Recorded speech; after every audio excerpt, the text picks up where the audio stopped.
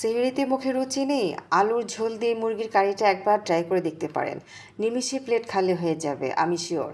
আমার তো একই খাবার খেতে বারবার ভালো লাগে না, তো একই চেনা খাবার যদি একটু অন্যরকম করে রান্না করা হয়, খেতে কিন্তু বেশ লাগে। আমার তো খুব ভালো লাগে। আপনাদের কাছে কেমন লাগে কমেন্ট করে জানাতে ভুলবেন না কিন্তু।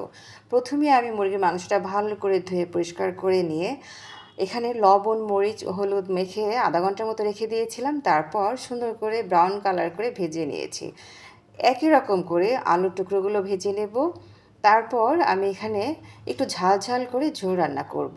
আসলে সেহরিতে দেখা যায় অনেক সময় অনেকেই আমরা ভাত খাই না, কিন্তু আমার তো আসলে ভাত না হলে একদমই চলে না। আমি ভাত খেতে পছন্দ করি, তো সেজন্য দেখা যায় আমি এভাবে একটু রান্না করে তারপর সেহরিতে খেয়ে থাকি। তো সেটা আপনাদের সাথে শেয়ার করলাম, আশা করি আপনাদের ভালো লাগবে। তো মাংসটা ভাজা হয়ে গেছে, এখন আমি তেলের মধ্যে আলুটাও ভেজে নেব। প্রথমে আমি মাংসটা তুলে নেব একটা পাত্রে। এই তেলের মধ্যেই আলুটা দিয়ে দেব।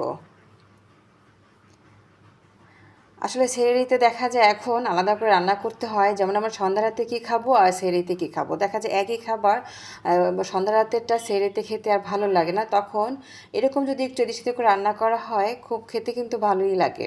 তো আলুটা আমি ঠিক মুরগির মাংসের মতো করে ভেজে নেব। আলুটা ভাজা হয়ে গেছে, এখন আমি তুলে নিব। আর এই তেলের মধ্যেই আমি এখন পেঁয়াজ কেটে রেখেছিলাম, সেই পেঁয়াজটা দিয়ে দেব।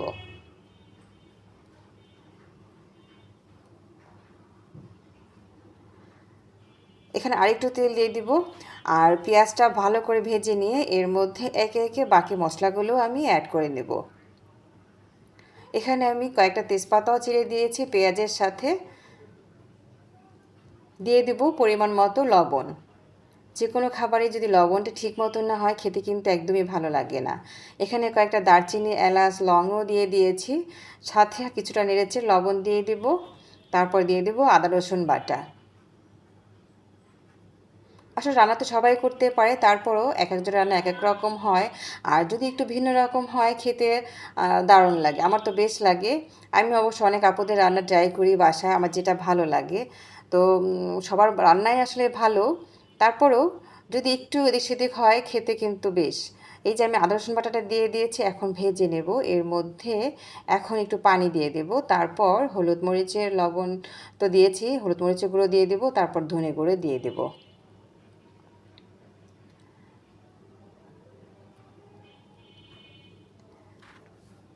পানিটা দিয়ে দেওয়ার কারণ হচ্ছে, দেখা যায় যদি মশলাটা একটু জাল হয় কিন্তু অনেক সময় পোড়া লেগে যেতে পারে, তো এই জন্য পানিটা আগে দিয়ে দিই আমি।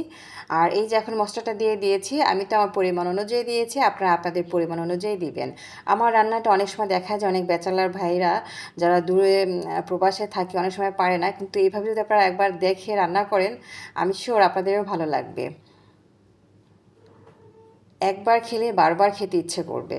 তো এখন মশলাটা ভালো করে কষিয়ে নিয়ে এর মধ্যে দিয়ে দেবো প্রথমে আলুটা, যেহেতু মাংসটা তো আগে সিদ্ধ হয়ে গেছে, ভেজে নিয়েছি, তো এখন আলুটা দিয়ে দিলাম। তারপর দিয়ে দিব একটু নেড়েচেড়ে ভেজে রাখা মাংস টুকরোগুলো। এখন ভালো করে আমি কষিয়ে নেব। কষানোর শেষে দিয়ে দিলাম গরম পানি।